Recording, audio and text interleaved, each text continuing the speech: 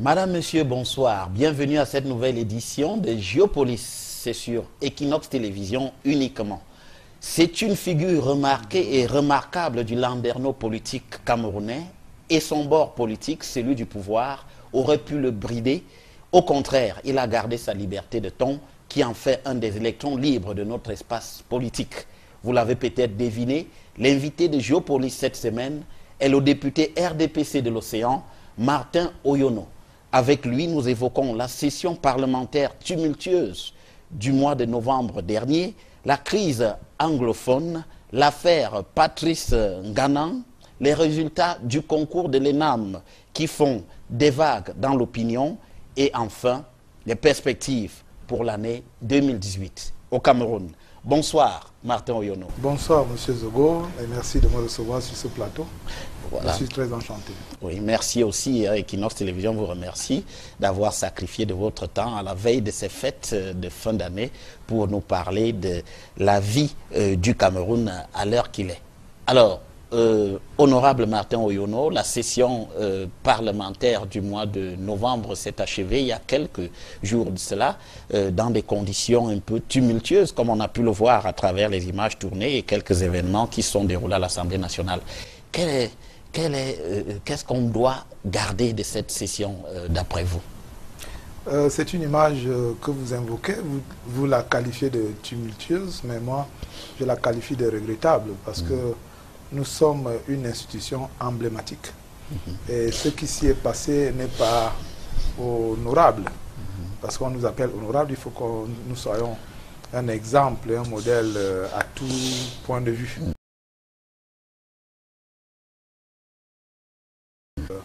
Une fois que nous enregistrons des débordements qui amènent à un dysfonctionnement de l'institution parlementaire qui est l'Assemblée nationale.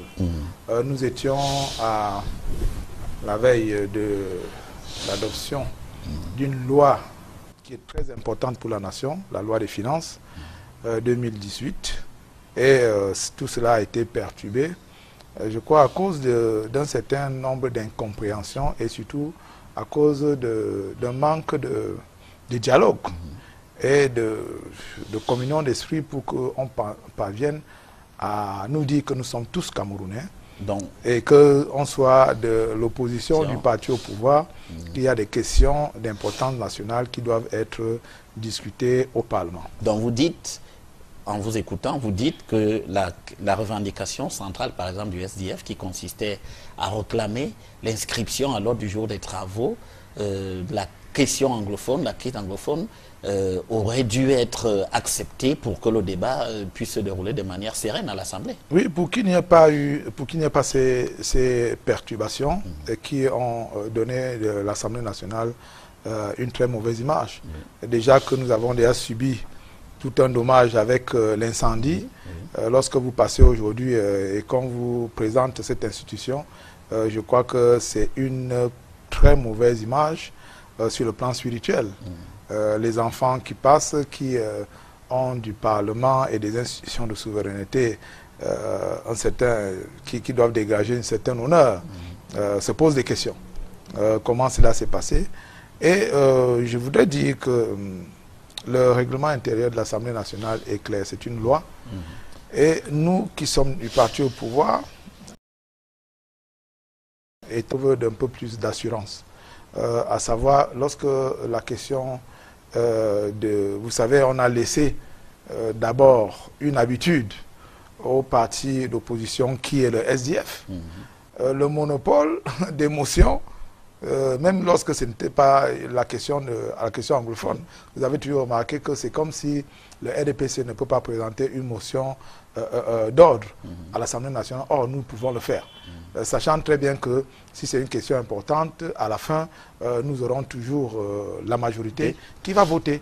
Alors, il ne faut pas que nous soyons le parti majoritaire et que nous soyons fébriles devant que ce soit les attaques ou alors que ce soit des sujets qui peuvent aider à avancer. Le SIF, qui est membre du bureau de l'Assemblée nationale, avait bien le droit de pouvoir poser l'inscription de la question anglophone. parce qu'en majorité, ils sont de ces deux régions, qui sont perturbées aujourd'hui par les désordres, par les violences, que nous regrettons tous.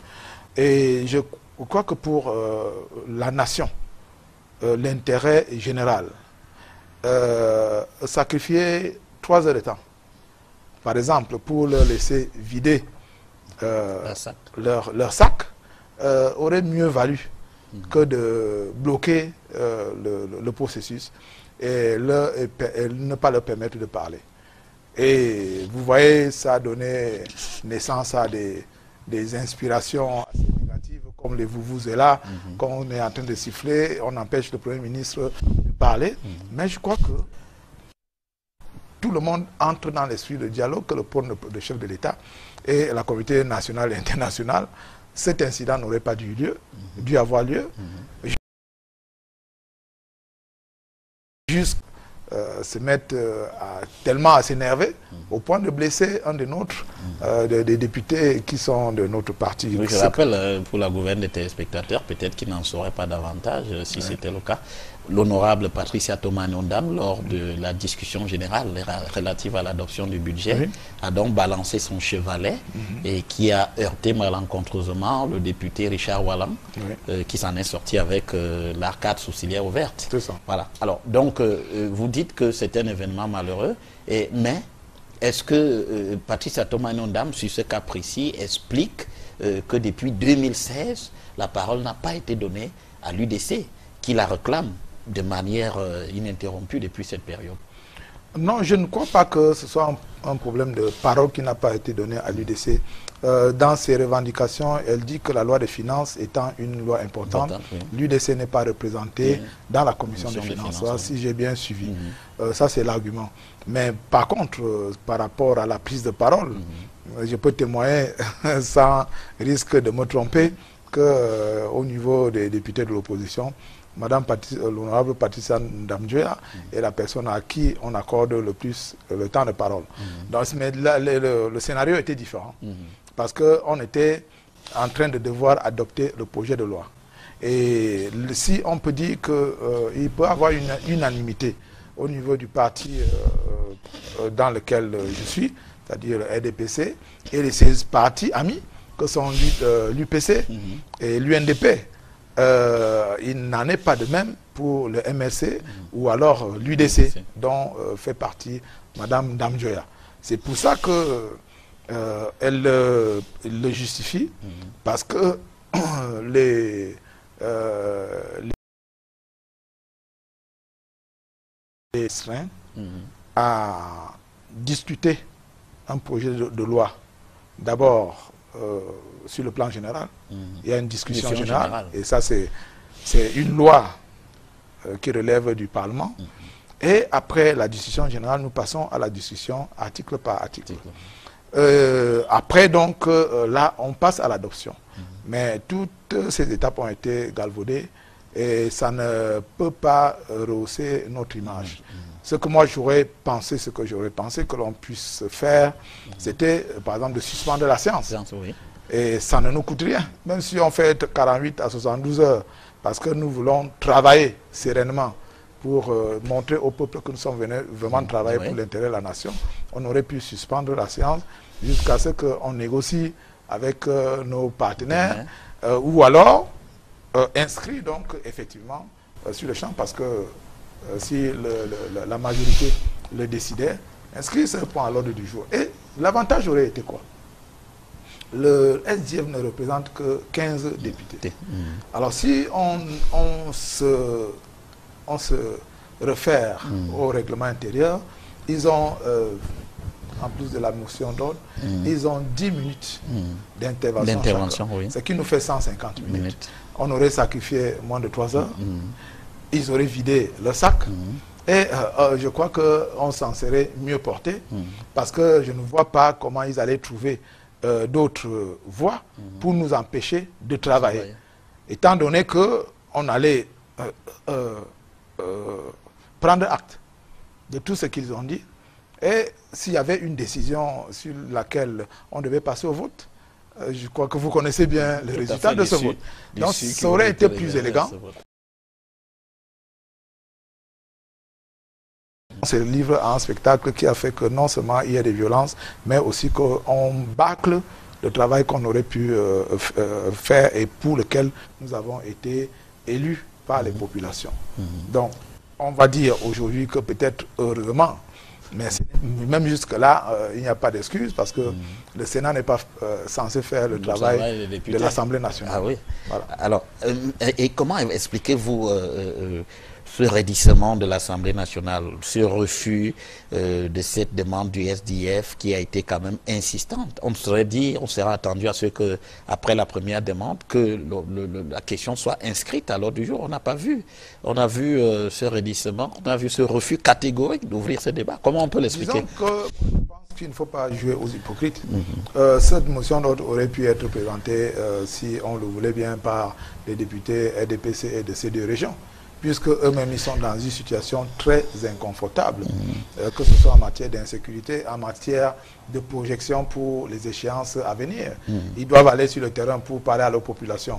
Et si les populations ne sentent pas qu'ils expriment leur dévouement pour la résolution des problèmes qui les concernent, ça va entacher leur crédibilité. Donc, voilà le schéma que je voyais. Et ce n'est pas seulement une question qui touche les parlementaires anglophones. Je voudrais dire que c'est une question qui touche même les parlementaires francophones. Parce que les surprises que vous pouvez avoir, c'est les relations de famille qui sont pratiquement cinquantenaires ou centenaires de certaines familles francophones. Avec les régions du nord-ouest et du sud-ouest. Oui. Je sais de quoi je parle. Je suis et du centre, dans le Bas-Menoubou. Sa mère était du littoral dans la communauté Abonor. Et la mère de sa mère était de Mbonguin, c'est-à-dire dans le sud-ouest. Bon, imaginez tous ces schémas. Si vous les prenez, et vous voyez le nombre de familles qu'il peut avoir. Donc, en fait, c'est un peu comme si on avait peur des épouvantails. Et un sujet ne doit pas être tabou au niveau de l'Assemblée nationale. Le chef de l'État, qui est le premier élu de la nation, avait exhibé les contours d'un dialogue en disant qu'il est intransigeant sur la forme de l'État. Puisque la constitution actuelle, celle de 1996, fait de l'État du Cameroun un État unitaire décentralisé. Il faut que les gens essayent de lire ce qui se passe. Et la Constitution est au-dessus de tous. Les populations et le chef de l'État et le gouvernement. Vous dites que le chef de l'État a effectivement dessiné les contours d'un dialogue. Oui, c'est-à-dire qu'il ne fallait pas changer la forme de l'État. C'est-à-dire que, sauf si on décidait d'une révision constitutionnelle, là on pourrait se prévaloir de ce qu'on peut aller vers le fédéralisme. Ce qui est encore plus grave, c'est la sécession. Oui, tout à fait. Donc nous, les francophones, on ne peut pas accepter que le nord-ouest et le sud-ouest se détachent de la partie francophone. Alors, mais ce que vous voulez dire, pour rester dans le cadre de l'Assemblée nationale, vous voulez dire que, est-ce que vous voulez dire que le chef d'État ayant esquissé le chemin, l'Assemblée aurait pu suivre en mettant voilà, organiser donc un débat dans ce contour-là, sachant très bien que nous ne sommes pas en train de déstabiliser les institutions et la stabilité des institutions. Donc il faut un peu de sagesse, un peu de courage pour pouvoir supérieur de la nation. Et qui n'en a pas à l'Assemblée? Le président de l'Assemblée ou bien... non, je crois que le président de l'Assemblée nationale ne peut pas décider tout seul. Il faut qu'il y ait un ensemble de députés. Vous savez, l'initiative des projets de loi que nous n'avons pas la possibilité souvent de prendre, surtout faute de moyens, relève de 2/3 des députés. Donc, si... il y a une question très importante. Évidemment, nous allons nous référer à notre groupe parlementaire. Quand je dis groupe parlementaire, c'est la même situation que vous êtes en train de vivre actuellement. Pourquoi? Parce que aujourd'hui, dans le développement de cette actualité, le chef de l'État a ordonné que des missions aillent sur le terrain. Le Premier ministre y est allé 2 fois. Je crois que ça n'a pas donné grand-chose jusqu'à aujourd'hui. Il y a quand même un rapport. Peut-être la dernière mission avait était un peu plus sereine. Et nous attendons toujours les propositions. Mais l'événement heureux que nous pouvons féliciter, c'est cette arrivée de Mme Scotland, de la secrétaire générale du Commonwealth, qui est concernée par cette question. Oui, on va y revenir précisément. Mais je voulais vous poser la question de savoir, est-ce que finalement on n'attend pas trop du chef de l'État? Est-ce que vous nous expliquez que le chef de l'État le chef d'État a dessiné les contours d'un dialogue, mais on a le sentiment quand même qu'on est comme tétanisé. On regarde le chef d'État, on attend, peut-être il fallu que le chef d'État indiqua qu'il fallait inscrire la question. Le chef de l'État est un démocrate. Il ne faut pas que les gens enlèvent le rêve. Je me rappelle encore, j'ai près de 60 ans aujourd'hui, mais quand j'étais à l'université, j'avais une vingtaine d'années, et je crois qu'on rêvait de la démocratie. Et l'État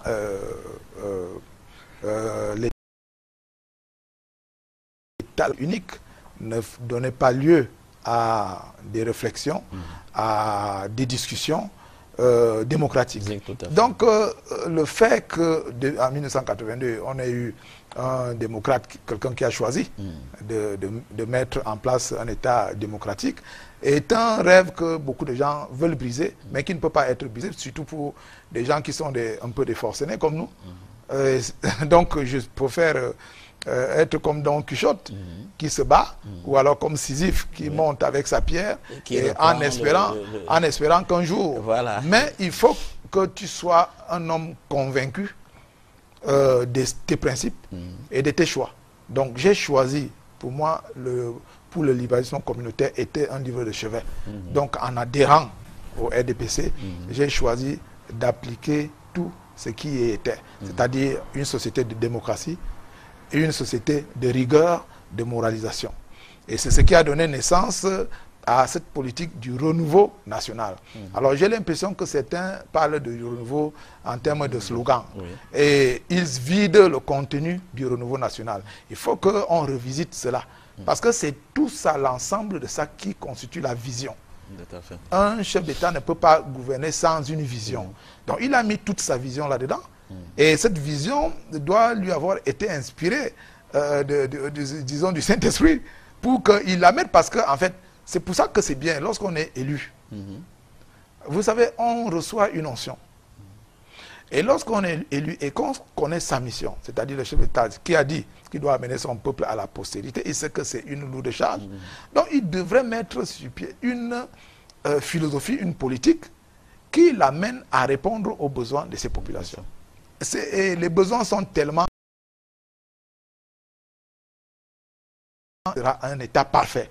Mais il faut qu'on fasse le maximum pour essayer de résoudre le minimum de problèmes. Et c'est dans cette logique que nous allons. Tu sais, on est passé là, le renouveau national, après on est parti dans les grandes ambitions. C'est toujours une inspiration de la vision, pour prolonger la vision. On est parti dans la politique des grandes réalisations. Et c'est toujours la poursuite de la vision. Et seulement, aujourd'hui, on est confronté à un problème, c'est qu'il a aussi demandé que les grandes réalisations soient des grandes réussites. C'est à ce niveau que se posent aussi des problèmes. Alors, donc, à l'Assemblée nationale, on aurait pu aller à la suite du chef d'État, organiser un débat sur la question anglophone. Voilà. Et la solution, personne, on n'en serait pas là. D'abord, on aurait envoyé un signal très fort aux populations, que l'Assemblée nationale, que le Parlement s'occupe des préoccupations nationales et que nous occupons de l'intérêt général. Et que le Nord-Ouest et le Sud-Ouest font partie intégrante du Cameroun. Donc, et ce message-là aurait été très fort. On aurait même encore pu utiliser un autre moyen juridique qui est celui de la convocation du Congrès du Parlement, qui réunit les deux chambres, et sur ordre du chef de l'État. Et comme je disais tout à l'heure, l'avantage c'est que le message il est clair, ne touchez pas à la forme de l'État, mais apportez-moi des exercices de dialogue entre vous au niveau du Parlement, puisque vous êtes de toutes les régions. Ça aurait été assez dense, mais on aurait fait une synthèse qui aurait pu faire en sorte que le chef d'État n'ait pas sur sa table rien que l'avis de l'exécutif. Puisque si l'exécutif est déficitaire au niveau de la résolution des problèmes, si l'exécutif présente des lacunes, par exemple au niveau de la réussite d'un bon dialogue, il aurait... Et ce Parlement est majoritairement acquis à la cause du RDPC. Donc voilà, si on nous refuse même à nous, qui sommes majoritaires, de dialoguer et d'apporter notre contribution au chef de l'État, ça pose un problème.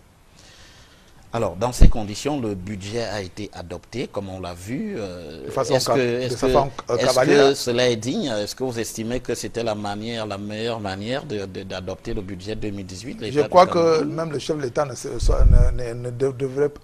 n'est pas fier de cette façon d'adopter. Et je dis que on pouvait aller, c'est un légaliste, on pouvait aller utiliser d'autres moyens pour... faire notre travail, parce que là, nous n'avons pas fait notre travail.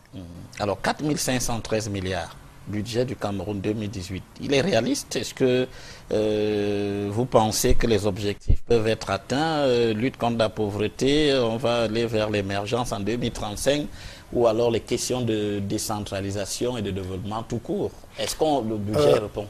Par rapport aux priorités, ce budget devait effectivement répondre aux besoins de décentralisation.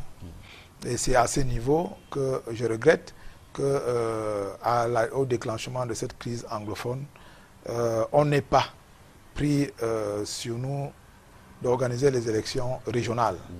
Puisque en mettant sur pied les conseils régionaux, nous savons quel est l'impact de ces conseils régionaux. Alors, nous qui voyageons, le gouvernement voyage, les agents de l'État voyagent, on sait, moi j'ai fréquenté la région de Poitou-Charentes, c'est Guélone Royal qui est président du conseil régional. Elle a fait preuve d'un dynamisme aujourd'hui, même si elle n'est pas présidente, mais en tant que ministre, en tant que président du conseil régional, elle, au niveau même de l'écologie, elle a développé toute cette région.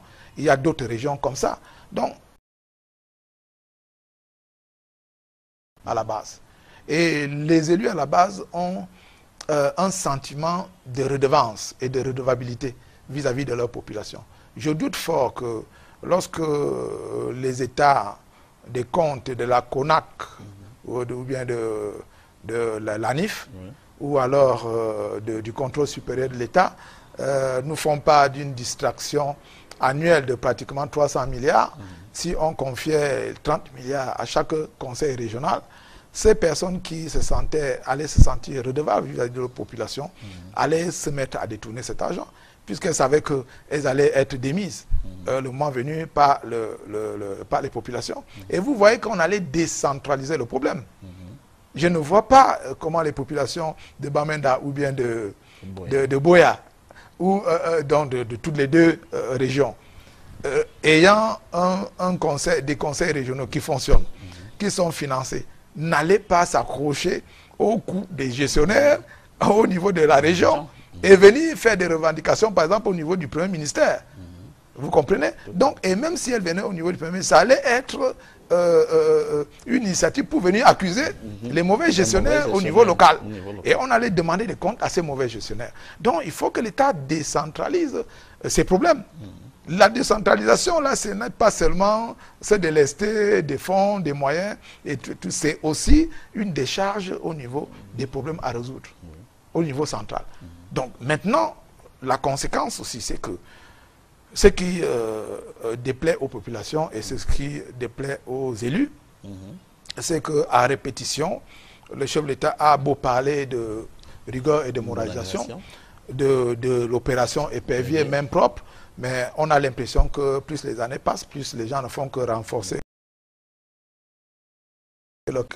Et malheureusement, ce qui a fait l'objet effectivement de ma révolte lors de l'adoption du code pénal, où il était question de conférer une unité de fonction au ministre, c'était qu'on on courait pratiquement à la dérive. Parce qu'il y a une seule institution qui allait fonctionner, c'est l'exécutif. Cette loi allait neutraliser et le judiciaire et le Parlement. On allait avoir quel moyen de contrôle? Donc, je pense qu'il y a des dérives comme ça qu'il ne faut pas... C'était même un crime pour moi que l'exécutif pense un seul instant à organiser ça, avec toutes les affaires pendantes devant les juridictions. Donc, moi, je trouve que c'était criminel. Et c'est pour ça que même en solo, solitaire. Oui. Vous avez été moi, j'ai été que le chef de l'État et écouté au moins cette petite voix qui sortait et qui aurait pu être étouffée. Donc, ce n'est pas pour être une vedette ou bien pour...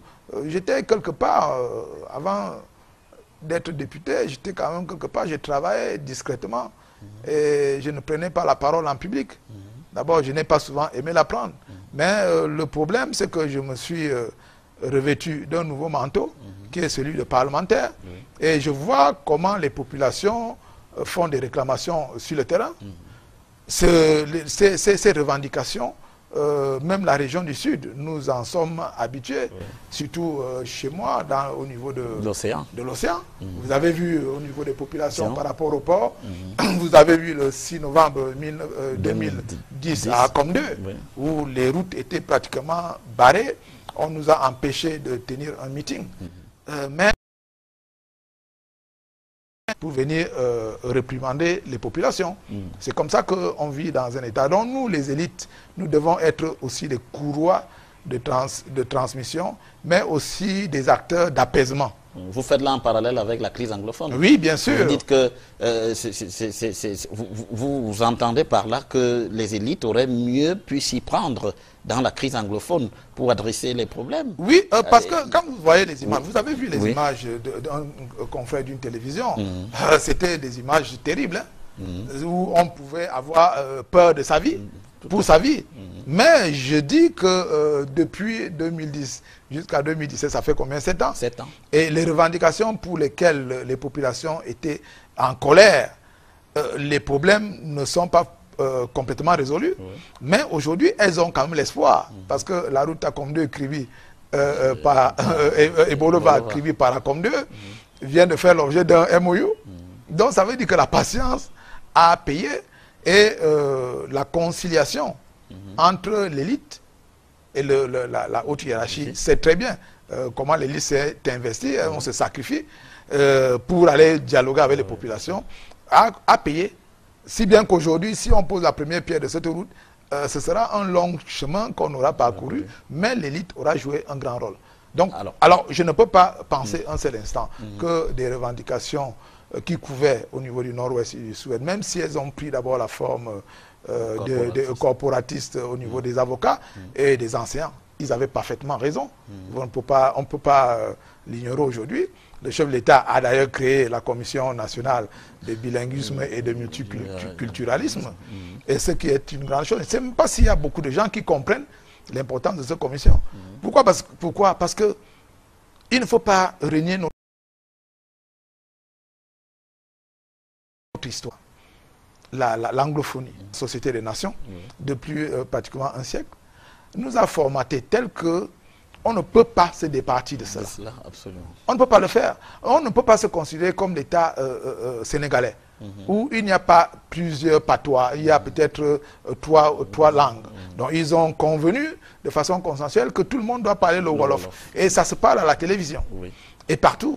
On ne peut pas le faire comme en RDC où tout le monde parle le Lingala, et ou bien en Centrafrique, on parle le Sango.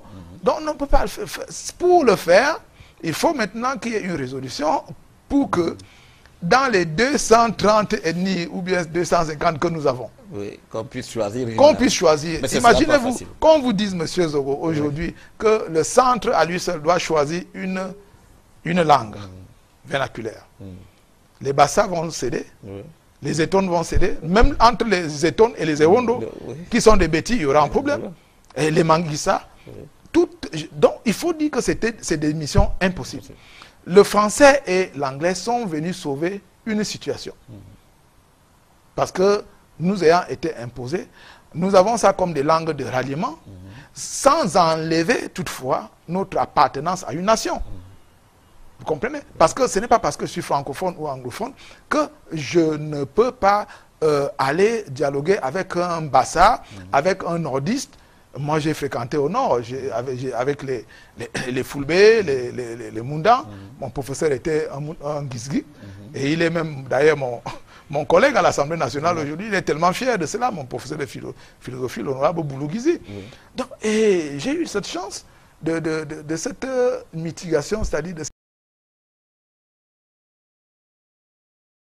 dans toute la République, sauf peut-être à l'Est. Oui. Mais j'ai découvert l'Est en étant député à l'Assemblée nationale. Absolument. Donc je crois que ce round-up-là devrait bénéficier, et c'est pour ça que l'État encourageait les fonctionnaires à aller partout. Tout à fait. Ça les imprégnait, eux, mais ça imprégnait aussi leurs enfants. Or, aujourd'hui, lorsque les gens se sont accrochés à des intérêts matériels, c'est-à-dire on sait que ce sont les capitales comme Douala et Yaoundé, où les affaires se traitent. Il y a un problème. Donc, il y a des enfants qui vont être fréquentés à Yaoundé, à Douala, et ils savent qu'ils vont faire le concours des écoles pour travailler aussi à Yaoundé et à Douala. Lorsque vous allez leur dire d'aller au nord, ou dans l'extrême nord, ou dans le sud profond, ou dans les régions comme Akwaya, ils ne vont pas partir. Et ça, ce n'est pas une culture d'intégration où on fait prévaloir le multiculturalisme et le multibilinguisme. Moi, je suis fier d'appartenir à cette communauté de nations où je peux parler le français et l'anglais à l'extérieur, et le Cameroun a cette identité que l'on doit promouvoir. Voilà. Mais, honorable, le problème anglophone, lui, il persiste. Il y a quand même l'exacerbation de la tension sur le terrain. On est passé à une autre dimension, cette fois-là, assassinat des hommes en tenue, des éléments des forces de défense. Alors, comment est-ce que vous appréciez cette situation? Qu'est-ce qui peut justifier qu'on en soit arrivé là, à cette Je ne suis pas prophète, je ne suis pas voyant. Mais la question aussi que je me pose, c'est que est-ce que si on avait pris un rythme d'accélération, de résoudre les problèmes des enseignants et des avocats anglophones en 3 mois, par exemple, ou en 6 mois, est-ce que on aurait des solutions qui venaient du gouvernement? Je pense très bien que ça aurait été une occasion pour l'exécutif de se prévaloir. Comme on dit souvent dans la Bible, on demande qu'on puisse mettre des charbons ardents sur la tête de l'ennemi. Donc, on aurait pu résoudre ces problèmes des syndicats si maintenant les revendications ambazoniennes surgissaient. Ça allait être un autre problème. Et qu'on allait devoir traiter autrement les avocats et les enseignants qui avaient vu leur problème résolu. Mais ça, ils allaient être dans un état d'esprit de pouvoir dire aux ambazoniens que ce n'est pas notre combat. Est-ce que vous comprenez? Ce n'est pas notre combat. Ça, c'est un autre combat. La sécession, ce n'est pas notre programme. Mais on n'a résolu aucun problème, ce qui a conduit en octobre, novembre à une exacerbation où il y a eu, d'ailleurs, on a vu des violences sur le terrain, sur les étudiants et autres. Et l'arrestation des leaders. Donc, ça a été un mauvais choix. Le dialogue inclusif et raisonnable et objectif devait pouvoir atténuer les effets négatifs de cette crise. On n'en serait pas là aujourd'hui. Maintenant, comme on attend toujours que c'est le chef d'État, de l'État qui intervienne, je ne sais pas quelle est la responsabilité. Lorsqu'on signe les décrets, que ce soit le gouvernement ou les ministres, je pense très bien que la responsabilité revient. Le chef d'État ne peut pas être partout à la fois. Et je suis désolé parce que c'est un manquement au devoir de résultat que de toujours. C'est le chef de l'État qui a donné une instruction. Lorsqu'on vous a déjà nommé, vous avez déjà une instruction générale. Et vous avez votre feuille de route. Maintenant, le chef de l'État, lui qui est le premier élu, attend que vous apportiez des résultats sur le terrain. Si on prend le problème, par exemple, de l'eau ou de l'électricité, est-ce que vous allez demander que ce soit le chef d'État qui rende compte aux populations? Or, lorsqu'il n'y a pas d'eau, comme en ce moment, les populations se retournent vers le chef de l'État qui est leur élu. Parce que ceux qui sont nommés ne sont pas leurs élus. Voilà le problème. Donc, ils reçoivent délégation. Voilà donc la responsabilité que l'exécutif doit savoir qu'elle porte. C'est-à-dire, elle doit porter le fardeau du chef de l'État qui est le premier élu et qui a un programme. Eux, ils n'ont pas de programme. Est-ce que ils ont vraiment cet esprit d'abnégation, au point de pouvoir se poser la question si ils peuvent faire en sorte que les populations ne soient pas fâchées contre leur premier élu. Ce que nous remarquons de plus en plus, c'est que la question, c'est non.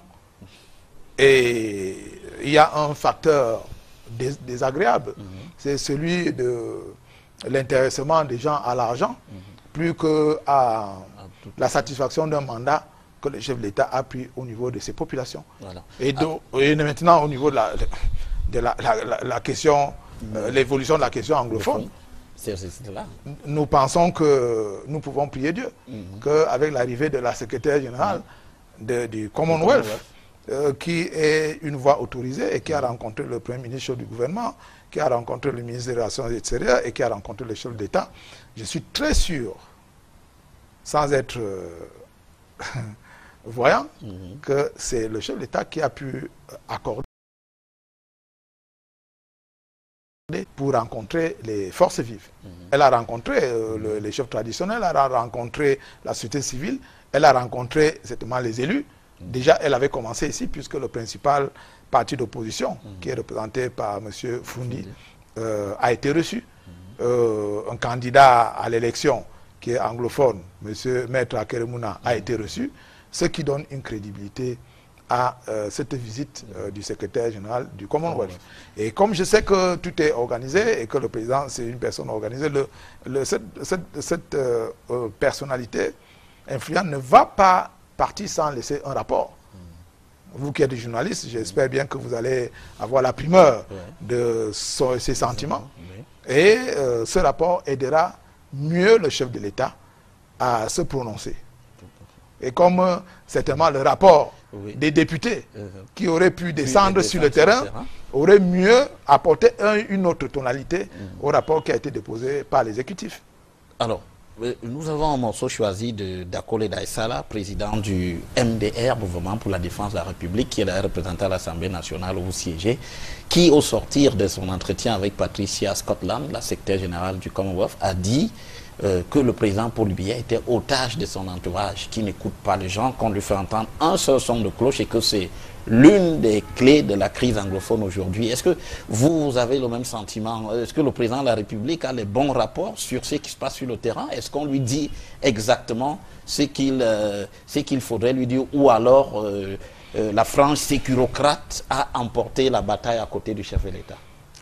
Je pense pouvoir être d'avis avec le sénateur Dakole Daïsala, qui a d'ailleurs été présidentielle. Il est mon aîné en âge et certainement en sagesse. Mais pour dire que le contour du développement de cette crise montre bien que les rapports qui ont été adressés au chef de l'État ne doivent pas être complets. Donc il y a une part de vérité qui est certainement cachée. Déjà au niveau de la minoration des intervenants. Vous avez vu, on a pratiquement martyrisé les responsables des syndicats. Ils ont été arrêtés. On aurait dû leur laisser la possibilité d'aller jusqu'au bout, découvrir donc s'ils sont effectivement des sécessionnistes ou alors s'ils voulaient vraiment qu'on puisse résoudre les problèmes jusqu'au bout. Et c'est le chef de l'État qui avait la possibilité de le faire. Maintenant, si les gens ont attisé les tensions au point d'organiser des violences pour que elles s'établissent, le chef de l'État a pris ses responsabilités parce qu'il est garant de la sécurité et de l'intégrité de notre territoire. Donc voilà ce qui se passe. Donc moi je suis très sûr que tel que cela se passe au niveau de nos élites, une personne qui est en position de pouvoir ne veut jamais que le chef de l'État ait l'impression qu'elle est en difficulté dans sa région. Et elle n'a pas cette humilité et elle voudra toujours se dire qu'elle peut résoudre le problème. Et finalement, lorsqu'elle ne peut pas résoudre le problème, elle va utiliser la force. Donc, en fait, c'est ça, c'est mon sentiment personnel. Alors, Patricia Scotland, il y a cette visite de Boya que vous avez évoquée et vous avez salué le fait que le Commonwealth puisse être un acteur déterminant. Mais quand même, il reste le dialogue sur cette question de la crise anglophone. On ne sait pas très bien. Le secrétaire général de l'ONU, Antonio Guterres, avait appelé Madame Michaëlle Jean, secrétaire générale de la francophonie, a dit qu'il fallait également dialoguer. Elle s'est même proposée d'être médiatrice. Et voici aussi la secrétaire générale du Commonwealth qui dit qu'elle a reçu de tous les partis politiques une demande pour qu'il y ait un dialogue sur les questions du Cameroun. Mais est-ce que ce dialogue, est-ce qu'on comprend cela de la même manière d'un côté comme de l'autre, et puis du côté du palais et du côté de ceux qui parlent du dialogue? Est-ce qu'on parle le même langage finalement? Justement, je crois que le même langage n'est pas parlé, parce que j'ai discuté avec Maître Nicoral, oui, qui est membre de la commission. Oui, c'est un monsieur très positif, oui, et qui m'a donné toute son appréciation par rapport à mes interventions, pour dire qu'il y a des acteurs dans la société civile, il y a des acteurs au Parlement, c'est-à-dire qu'au Sénat, comme à l'Assemblée nationale, francophones ou anglophones, qui sont avides de vouloir accompagner ce dialogue. Hein. C'est-à-dire qu'il faut juste l'organiser. Oui. Mais c'est un peu comme si on ne voulait pas que l'autre voix se fasse entendre. Qu'est-ce que vous dites de ces missions de 3 ou 4 personnalités qui sont allées à l'étranger? Je n'ai toujours pas compris jusqu'à aujourd'hui.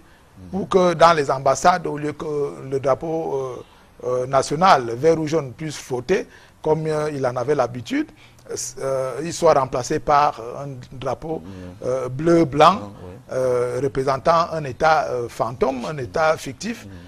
Ça, c'est des choses, des images incroyables que je n'arrive pas à digérer jusqu'à aujourd'hui. Pourtant, un budget éloquent a été débloqué, près de 130 millions. Pour 4 personnes, c'est quand même assez... Imaginez que pour les 2 régions, on ait dépêché 2 délégations de députés et de maires. Je pense au maire de Boya, l'ancien maire de Boya, qui est aussi sénateur.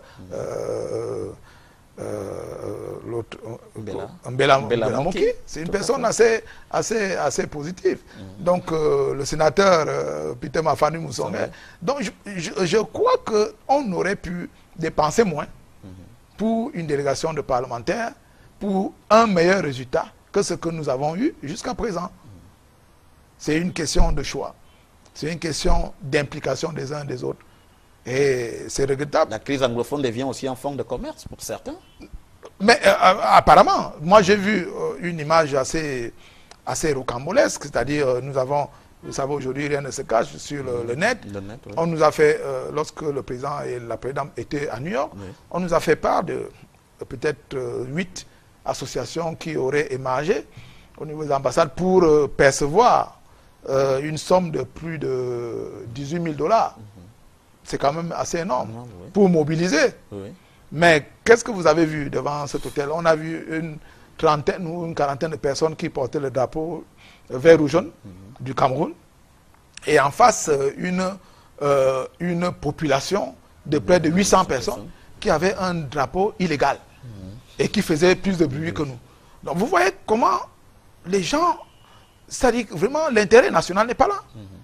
Et ceux qui sont censés, qui disent, qui proclament avec les lèvres, qui soutiennent le chef de l'État, je suis désolé, la nature est en train de les dévoiler au fur et à mesure. Ça, c'est des images qui ne sont pas plaisantes. Elles ne sont pas plaisantes. Donc, il faut que les gens sachent que la Bible dit quoi? Qu'on ne peut pas servir de Dieu. Absolument. Vous ne pouvez pas servir maman et servir le roi.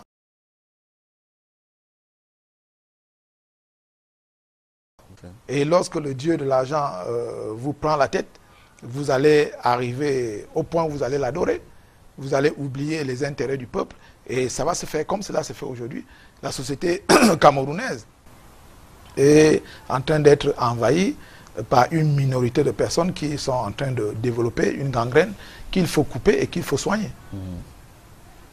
Et donc vous pensez que la crise anglophone est le terreau effectivement de ce genre de comportement aujourd'hui, puisque on entend aussi... Les anglophones ont quelque chose de particulier. Leur culture leur a appris la notion de la comptabilité, c'est-à-dire de pouvoir rendre compte. Mais nous, les francophones, au niveau même de l'organisation étatique. Vous voyez aujourd'hui, il y a le sacré principe de la tolérance administrative. Comment est-ce qu'on peut admettre un principe comme ça dans un état de droit? C'est complètement aberrant. Et c'est pour ça que vous voyez le désordre urbain. Les gens construisent n'importe où, sans titre foncier, dont ils ne respectent pas la loi. Lorsqu'on vient les détruire, on dit que le RDPC, le président a fait ceci. Et vous voyez un peu. Alors, qui sont les responsables à ce moment? Ceux qui ne garantissent pas le respect de la loi ou alors ceux qui violent la loi. Vous allez voir les établissements scolaires. C'est scandaleux. On vous parle de 6500 établissements clandestins dans un État organisé. Est-ce qu'on doit permettre qu'il y ait la clandestinité dans ce qui représente le socle même de la nation, c'est-à-dire la culture, l'éducation? Vous allez voir au niveau des centres de santé. On a l'impression qu'on veut rendre marchandable tout dans la République. Même la santé. Quelqu'un se lève un beau matin et dit « je veux créer un centre de santé ». Il n'y a pas de compétences nécessaires. On va se retrouver dans un lieu où, entre quatre murs, on va commencer à charcuter les gens. Avant que l'État ne s'en aperçoive, accepter que le gouvernement puisse dire qu'on va faire comment. Les mototaxis, vous voyez la criminalité au niveau des mototaxis. Aujourd'hui, vous ne pouvez pas faire le recensement de ces mototaxis. Il y a des milliers qui n'ont pas de permis de conduire. Des milliers qui ne payent pas les impôts. Est-ce qu'on peut prendre le courage de dire aux gens, voici, les États démocratiques sont les plus organisés et les plus disciplinés. Je ne sais pas pourquoi la démocratie au Cameroun va être la source d'un désordre général. C'est un Sodome et Gomorrhe. Ah oui, c'est ce qui se passe. Oui. C'est ce qui se passe aujourd'hui, c'est un Sodome et Gomorrhe. Et la sanction ne peut pas se faire attendre, la sanction viendra, Dieu punit. Le moment venu, c'est lui qui est le maître du temps et de la mesure. Il saura très bien le jour où il va parler. Alors, là, nous parlions de la crise anglophone. Nous allons évoquer avec vous, honorable Martin Oyono, maintenant une autre affaire qui fait des vagues dans l'opinion. C'est le concours de l'ENAM, avec notamment les résultats de cet examen, de ce concours, qui ont donné lieu à des tiraillements entre le directeur général de cette institution et le ministre de la fonction publique, la tutelle de cet établissement. Alors, comment avez-vous vécu tout cela? Je dis la représentation même de ce scénario, c'est vraiment de cette scène de théâtre, me rappelle mon frère, mon petit frère Charles Ateba-Aîné, de regretter mémoire. Parce que lorsque j'écoute certains de ces extraits aujourd'hui, c'est comme s'ils collaient à la réalité. Qu'est-ce que l'ENAM? L'ENAM, l'École nationale d'administration et de magistrature, c'est une école de référence. La fine fleur de la formation de l'esprit des cadres de l'État camerounais. Où vous aurez des préfets, des sous-préfets, c'est-à-dire toute la territoriale. Nous aurons les inspecteurs des régies financières, la douane, nous aurons les magistrats. Donc, c'est une école qui forme vraiment, en dehors des élus, les grands administrateurs de l'État. Absolument. Ce qui vient de se passer là est inadmissible. Et je le dis dans un autre milieu, qui est celui de mon parti, au ministre en charge de la fonction publique. Même s'il va me garder une dent, vous lui avez dit quoi? Vous lui avez dit quoi exactement? Je lui ai dit que vraiment, ils ont fait preuve, pas seulement d'un amateurisme, mais ça c'était pour moi un crime de lèse-majesté. Parce que vous avez vu la gestion de l'État par certains présidents tout autour de nous. Le privilège qu'ils accordent à leur progéniture. D'autres sont, les enfants sont vice-présidents de la République, d'autres sont ministres et tout et tout. Le président a eu son fils aîné qui est là, qui se bat dans ce qu'il a appris. Qui est instruit, diplômé. Qui est instruit, diplômé, qui peut mériter d'être ministre de la République, puisque je sais qu'il y en a des cancres plus que lui. Voilà, il y a des cancres par rapport à M. Franck Biya. Donc, mais il a fait un choix, c'est celui de l'exemplarité. Et c'est là où nous pêchons, nous, les partisans de ce président de la République. On ne triche aucun exemple sur lui. Que ce soit au niveau de la technicité, au niveau de la politique, que ce soit au niveau de la vision, que ce soit au niveau du comportement personnel. de sa modestie. Regardez la route qui va de Yaoundé à Saint-Ménima. Mais je crois que si c'était l'ancien président, il aurait déjà mis certaines personnes en prison. Mais il est là, il supporte la région que sa propre région. Donc je ne comprends pas que si le directeur général de l'ENAM, si le ministre de la fonction publique, qui savent très bien que cette école prestigieuse a déjà vu son étoile ternie depuis quelques années, avec des histoires d'achat de places et tout, et puis de favoritisme. Placement, oui, placement des fils des personnalités. Si ils avaient du respect, s'ils avaient la crainte de l'autorité du chef de l'État et de son épouse, et la préservation de la renommée de cette famille, à qui ils doivent tout, ils auraient pu prendre toutes les mesures pour que ce soit une édition, un concours qui se passe dans des conditions sereines, au niveau moral, au niveau intellectuel, au niveau politique. Mais qu'est-ce qui se passe aujourd'hui? Chacun s'est retranché dans son ego. Chacun a voulu montrer comment il était un grand administrateur, le directeur de l'ENAM d'un côté, sa tutelle de l'autre, pour entacher d'irrégularité cette édition. C'est resté, et ça va rester dans la mémoire des hommes, que ce concours a été géré de façon pratiquement illégale, et que les résultats ne sont pas crédibles. Comme si il fallait absolument que cela soit dévoilé. Vous pouvez vous imaginer que des résultats définitifs qui donnent un mort qui n'a pas composé à l'oral, définitivement admis et major de cette promotion. Qu'est-ce que je dis? Comment est-ce qu'ils vont pouvoir se justifier auprès du chef de l'État? Et quelle est la sanction qui... Vous souhaitez quoi? Vous appelez à ce qu'il soit limogé? J'ai dit à un certain moment... Il doit être limogé? Je dis, il faut que l'impunité cesse. Ce n'est pas seulement au niveau de ce genre de faute, mais c'est même au niveau des détournements des deniers publics. Et je regrette fortement, je l'ai dit au ministre d'État en garde des Sceaux, qu'il ne peut pas rester indifférent à la non-application de l'article 66 de la Constitution, qui demande aux gestionnaires publics, aux parlementaires, aux personnalités de déclarer leurs biens.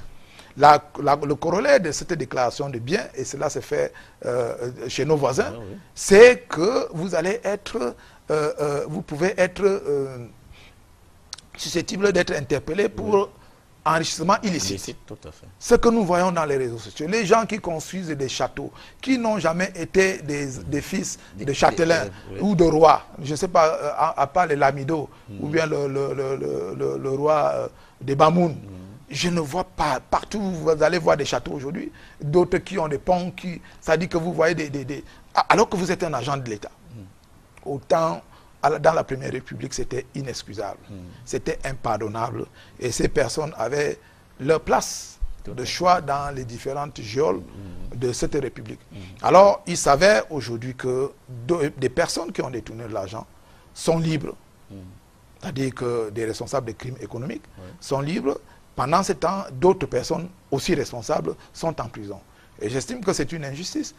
Autant déclarer une loi d'amnistie, pas pour les criminels de sang, mais pour ces mêmes personnes, car cela donnerait effectivement l'impression que c'est des prisonniers politiques, alors que c'est des prisonniers qui sont des prisonniers économiques. Vous voyez des riches qui étaient un va-nu-pied hier, qui se retrouvent en train d'être un grand propriétaire d'une structure de communication, qui est milliardaire.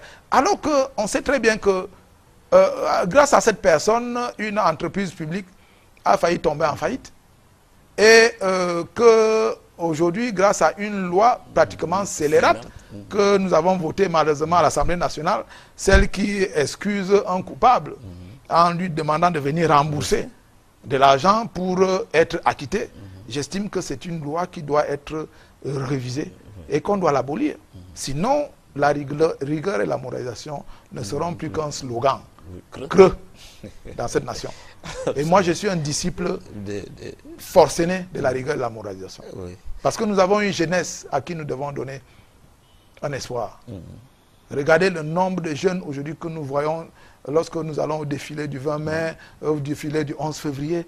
Le souci de l'élu que je suis, c'est de me poser la question, où est-ce qu'on les mettra? Donc peut-être que je vais me référer à la parole de Dieu qui dit que s'il réussit même à nourrir les oiseaux du ciel, nous ne devons pas nous en faire. Mais il n'est pas normal que les fortunes de ce pays soient confisquées par une catégorie d'individus. Et dans l'ancien régime, l'ancienne République, il était interdit aux fonctionnaires de faire des affaires parce qu'il y avait délit d'initié. Forcément, on allait privilégier sa famille, on allait privilégier soi-même, c'est toujours la tolérance administrative. Et je crois que le chef de l'État devrait sonner la fin de la récréation. Alors, pour rester sur les NAM, il faut quoi? Est-ce qu'on peut continuer avec les NAM? Nous devons réformer, on doit réformer les NAM. Parce que le danger le plus certain, c'est quoi? C'est que les manœuvres d'enrichissement précoces qui peuvent habiter pratiquement une dizaine d'années. C'est-à-dire lorsque tu sais que tu as dépensé de l'argent pour être admis, lorsque tu sortiras de l'école, tu vas te faire rembourser. Donc tu ne vas pas travailler de façon honnête, tu vas travailler pour marchander ta signature. Font que, en mettant les deux institutions, c'est-à-dire l'école d'administration et l'école de magistrature ensemble, on va faillir dans un avenir très proche au maintien de la séparation de pouvoir. Vous parlez Je voudrais m'expliquer. Oui, tout à fait. Je voudrais m'expliquer. Si on ne délocalise pas une de ces branches, c'est-à-dire qu'on mette vraiment la magistrature à côté, étant donné que c'est des camarades qui vont se frotter. Nous étions à l'université, il y a des couples qui se sont formés. Imaginez-vous que plusieurs couples se forment. Un magistrat, une magistrate et un administrateur civil qui est gestionnaire.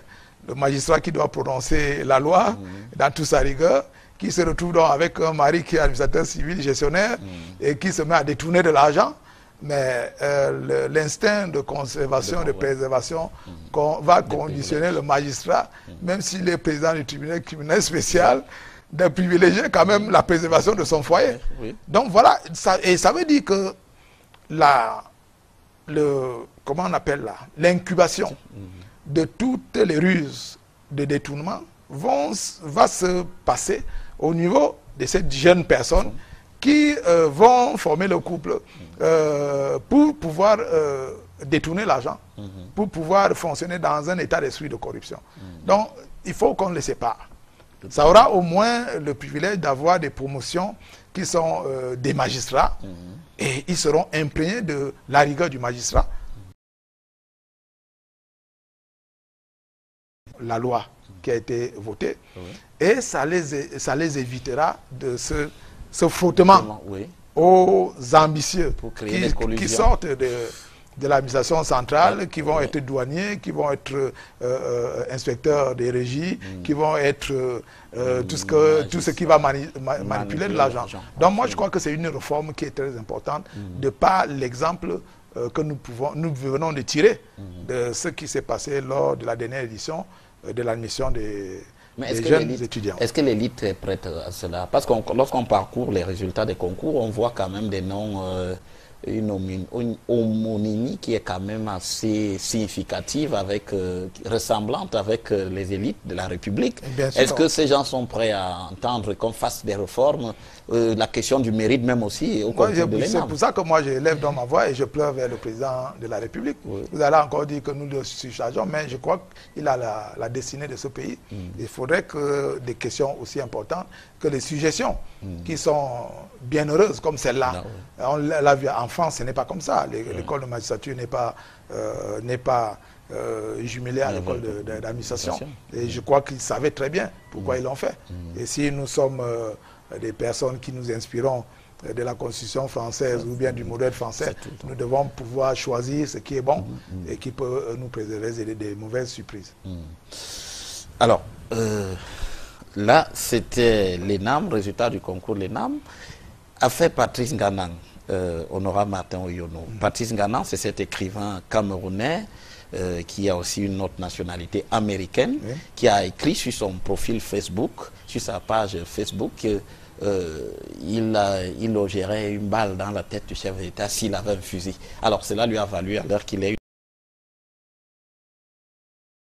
il y a un comité de libération qui a été mis en place qui dit que le Cameroun a reculé sur le plan de liberté. Ça, ce sont des partisans de Patrice Ngana. Mais de l'autre côté, dans les cercles du pouvoir, on dit qu'il faut le garder en prison pour avoir menacé le chef de l'État. Quel commentaire cela vous inspire? Je crois que connaissant un peu comment le chef de l'État réagit, l'affaire Patrice Ngana sera un non-événement. Pourquoi? Parce que depuis l'instauration de la démocratie, il y a eu une libéralisation de la parole. Tout à fait. Il y a, je ne sais pas s'il y a un président qui a fait l'objet de caricatures comme Paul Biya. Je ne sais pas s'il y a un président qui a même, quand vous le disiez, les colonnes des journaux, lorsqu'on critique le fonctionnement de l'État, c'est des termes pratiquement irrévérencieux, insultants. Je suis sûr que si on ne faisait que, si c'était comme dans l'ancienne République où il y avait la police secrète, il y aurait des milliers de personnes comme Patrice Ngana enfermés dans les geôles. Mais le président de la République, dans sa dimension, a pris de la hauteur. Et il a donné un message. Moi, je crois qu'il y a des agitateurs. Il y a des agitations qui veulent être plus royalistes que le roi. Patrice Ngana ne représente aucun danger pour le chef de l'État. Patrice Ngana, en tant que... Moi, c'est même la première fois que j'entends parler de lui. Ne peut pas, disons, dans les conditions où nous vivons, ne peut pas être une menace pour le chef de l'État. Alors, quand on l'arrête, ça va aboutir à quoi? Première chose, Maître Arissou a été arrêté dans des conditions. Le voilà qui est libéré. Il y a un autre, Ahmed Abba, a été arrêté. Patrice Ngana, c'est un homme, un Camerounais qui a une nationalité américaine. Et moi, j'ai vu Lydienne pour des faits bien établis. La France l'a libéré. Alors, pourquoi est-ce qu'on doit conduire le chef de l'État dans une agitation qui n'est pas qui ne lui sert à rien et qui n'est même pas, qui peut vouloir rendre des personnes qui ne sont pas à sa dimension célèbres. Voilà ce que je me pose comme question. Donc toute cette agitation-là, moi je pense qu'elle est inutile. On devrait plus se concentrer à ce qui peut rehausser l'image du Cameroun. On devrait être un pays qui a dans le sang la rigueur et la moralisation. Vous avez évoqué un budget de 4 500 milliards. Je crois qu'il y a des pays en Afrique centrale et en Afrique de l'Ouest qui ont la moitié de ce budget. Et ces pays en ressources propres réalisent des choses formidables. Essayez de voir, aller un peu au Sénégal, demander le montant du budget de l'État sénégalais. Et vous n'allez pas voir un pays très endetté, mais vous allez voir que lorsqu'ils disent qu'ils construisent un aéroport, c'est un aéroport futuriste. Lorsqu'ils disent qu'ils construisent, ils aménagent la corniche, ils font des habitats sociaux, c'est des références. Lorsqu'ils disent qu'ils construisent des routes et des autoroutes, des échangeurs, c'est toujours une référence. Donc alors, à quoi sert notre budget? Si on doit s'endetter pour des choses, moi je pense que, comme je le disais, le plan d'urgence aurait donné la part belle à la décentralisation, c'est-à-dire les conseils régionaux, dans le financement de leurs élections et dans le financement de leur fonctionnement. Parce que le budget de la CAN, lorsque vous allez analyser tous les stades qu'on a présentés au chef de l'État, qui ont été agréés, c'est-à-dire lorsque vous faites la comparaison avec ce qui se passe à côté, au Gabon, Guinée équatoriale, en Côte d'Ivoire, c'est pratiquement parfois le double ou le triple. Et ce n'est pas normal. C'est pas normal. Et l'évolution des chantiers aujourd'hui est même en train de nous inquiéter. Elle est en train de nous inquiéter. L'Africa Food, on a parlé de l'irrégularité au niveau de l'élection. Bon, disons, c'est une association internationale, mais l'État a quand même une certaine tutelle sur cet organisme. pendant que les gens criaient, disaient que ça ne va pas marcher, on se retrouve encore la tête dans l'eau, alors que nous avons de très grands juristes qui auraient pu nous éviter cette débâcle et cette honte. On dirait, comme je l'avais dit une fois au Premier ministre, que nous faisons tout pour aller dans les impasses. Que ce soit au niveau de la Cameco. Aujourd'hui, on n'en parle pas. On ne parle pas de la Cameco. Le ministre des Transports a dit quand même au sortir, le bonheur au nouveau, à la nouvelle direction générale. Mais l'expérience que j'ai eue lors du lancement du relancement de la Cameco par un voyage que j'avais effectué m'avait déjà laissé présager que ça n'allait pas être une bonne affaire. Le rail, vous avez vu la même chose. Lorsqu'en 88, je prenais pratiquement l'Intercity, c'est déjà un rêve passé. Mais alors, est-ce qu'on peut, pour des choses dont on a bénéficié et dont on était fier, on était, disons, on était joyeux, Intercity, tu allais à Douala, c'était climatisé, tout ça, est-ce qu'on doit pouvoir être en train de les regretter 20 ans plus tard? Et ça, c'est la faute de certaines personnes qui mettent leur volonté, le programme d'ambition du chef de l'État. Ainsi donc, pour vous, il y a un esprit de sabotage. Il y a un esprit de sabotage. Ça, je voulais me dire, enfin, à un certain moment, j'ai voulu me convaincre que c'était des erreurs. Mais à la fin, comme mon frère Charles Atebeyene, je suis convaincu qu'il y a du sabotage. L'objectif étant? L'objectif étant, peut-être que des gens ont des agendas cachés. Des gens, vous avez vu dans la presse, il y en a qui se déclarent dauphins, ou c'est la presse qui les déclare dauphins. Mais je me pose bien la question s'ils auront, disons, la dimension spirituelle du chef de l'État qui sera parti, parce qu'il y a une onction. Si vous allez en traînant des casseroles, aujourd'hui, le Camerounais sera assez exigeant. Parce que lorsque le chef de l'État prenait le pouvoir en 82, il avait une identité d'un homme de rigueur, un homme d'intégrité, un homme de modestie. Mais aujourd'hui, nous avons des petits roitelets. C'est l'expression qu'il a utilisée lors du congrès extraordinaire du RDPC en 2006, qui se sont formés des petits royaumes. Et cela se déteint sur la gestion du parti dont je suis issu. Parce que quand vous voyez les nominations des chefs de délégation du comité central, et leur manœuvre lors des investitures, c'est toujours un membre du gouvernement ou un directeur général qui est déjà privilégié d'avoir un poste, mais qui a quand même le courage de vouloir proposer sa femme à un poste de président de section, un poste de maire. Si on doit fonctionner comme ça, ça veut dire que le Cameroun sera reparti dans les 10 régions entre quelques familles de privilégiés. Et je ne pense pas que Dieu va permettre que cela puisse se passer. Alors, et sur le terrain, il remonte de la comté.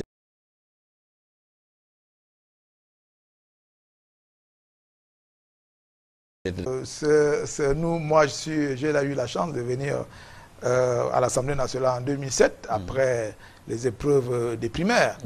C'est-à-dire, c'est face aux populations on s'était présenté, et le peuple nous a choisis avant que le parti nous prenne le relais de l'investiture et nous présente aux populations. Mais il semble que pour votre réélection, ça a été plutôt difficile. On vous a mis les bâtons dans les roues. Aujourd'hui, le président national veille quand même sur un certain nombre de candidatures. Donc, vous ne pouvez pas travailler avec abnégation comme nous le faisons, moi et certains de mes collègues. Pratiquement, vous êtes délestés de vos biens. Moi, quand je suis arrivé à l'Assemblée nationale, j'étais déjà chef d'entreprise. Mais je ne me rappelle pas avoir construit même un studio depuis 2007 jusqu'à nos jours, parce que je me déleste pratiquement de toute la dîme comme on me donne à l'Assemblée nationale, que ce soit en matière de micro-projets. Les micro-projets, ce n'est pas pour alimenter le parti, mais si vous allez sur le terrain aujourd'hui, vous allez constater que le député de l'Océan a pratiquement compétence sur 9 arrondissements. Alors, ces 9 arrondissements, j'ai fait la tournée où j'ai dépensé de l'argent, c'est-à-dire j'ai créé des micro-projets de moto-taxi Chaque section a reçu 3 motos et ils ont reçu de l'argent pour des micro-projets agricoles, agro-pastoraux. C'est un budget de pratiquement 3 millions par section. Quand vous multipliez par 8 déjà, ça fait combien? Ça fait 24 millions. Il y a une dernière section, celle de chez moi, que je dois visiter bientôt. Donc ça, ce n'est pas l'argent de l'Assemblée nationale. Absolument. Je suis allé avec les agents de l'Assemblée nationale, j'ai équipé les hôpitaux de chez moi, au moins 8 hôpitaux.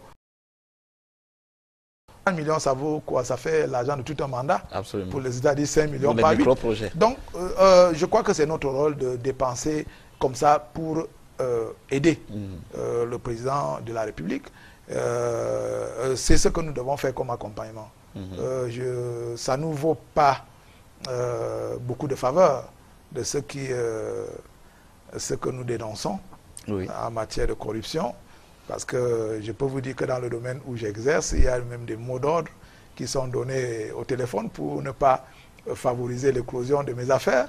Mais moi, j'ai fait un choix et je m'en tire très bien, surtout au niveau psychologique, au niveau spirituel. Comment pensez-vous qu'on vous perçoit aujourd'hui au RDPC? Comme un empêcheur de tourner en rond? Non, j'ai le témoignage non seulement de certains frères, des camarades ministres qui m'encouragent, qui disent que c'est des choses que peut-être eux, ils ne peuvent pas dire, que je dis. Donc au niveau des populations, je suis la voix des sans-voix et je le fais de façon désintéressée, matériellement, mais je le fais de façon intéressée spirituellement et psychologiquement parce que je défends une ligne politique. Je défends une idéologie politique. C'est ça les idéologues. Et je porte le nom d'un grand idéologue qu'on appelait Martin Luther King. Et ça, c'est mon inspirateur.